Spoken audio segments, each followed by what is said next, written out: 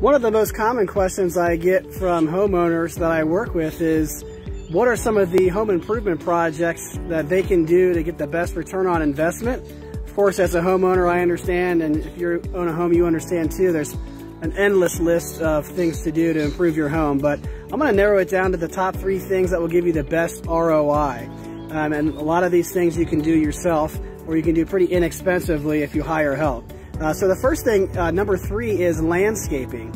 So there's certainly a lot of things you can do with landscaping. You can do a deck, you can do a patio, you can do all kinds of elaborate things, fencing, things that would be expensive, but I'm talking just about basic maintenance. So it's probably common sense, but you want to make sure that you keep your lawn nice and mowed. You want to make sure it's very green. It is worth the money and the time, whether you do it yourself or hire professionals to get weed treatments, etc., just to maintain a nice green lawn, whether you're looking to sell soon or in the next year or so, to try to get that looking as good as possible. Also, going through the trouble of doing the edging and blowing all the grass and everything back off of the sidewalks is worth it as well, especially if you're currently showing your home for sale. Overall, this is going to give a good first impression, of course, with curb appeal. When someone pulls up to your house, if it's on the market, they're taking a look at it for the first time.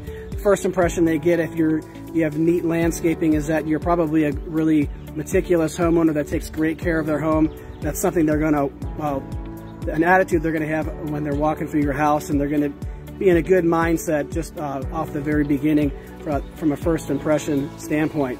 So that's really easy and inexpensive and a do-it-yourself project. The second thing you can do, number 2, best return on your investment, is flooring.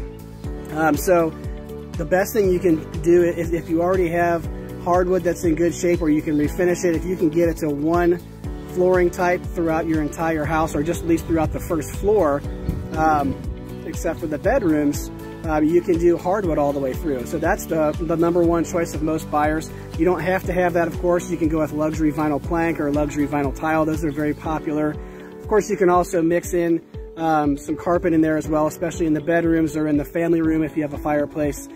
So you want to try to limit your flooring choices, especially on the main floor, to no more than 3 different types. And the reason for this is it's kind of an old-fashioned approach to have each room have a different flooring or a different color. The more modern buyer is typically looking for a more open floor plan, a more consistent flooring throughout. It makes the house look a lot bigger, and it just gives a more cohesive feel to the decor there. So again, you don't want to get too many different flooring types. You certainly don't want to mix different types of wood colors and grains.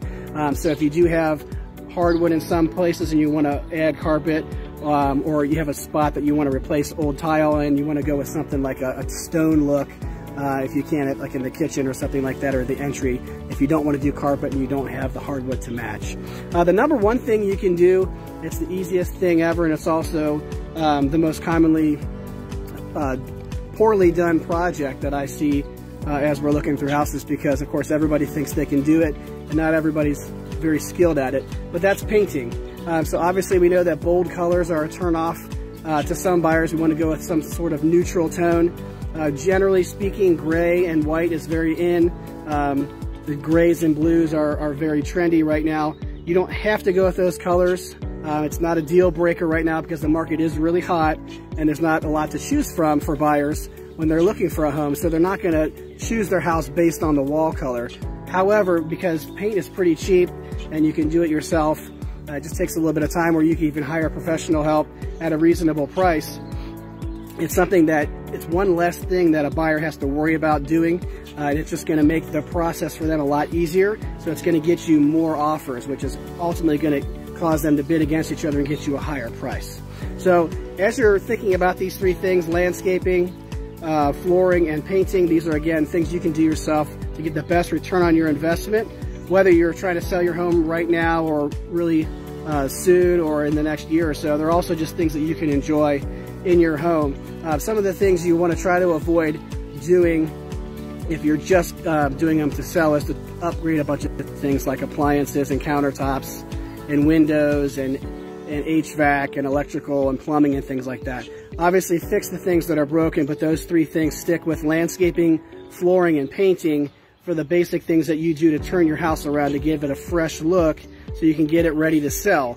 Again, these are just going to eliminate objections that buyers might have. You may read some articles online that tell you exactly what percentage ROI you're going to get out of each improvement. There's no way for them to really know that. That's just kind of an educated guess. The main thing is that as a seller, we're eliminating potential objections from buyers, and you can do that with those 3 things. So if you like this information, go ahead and click the like button.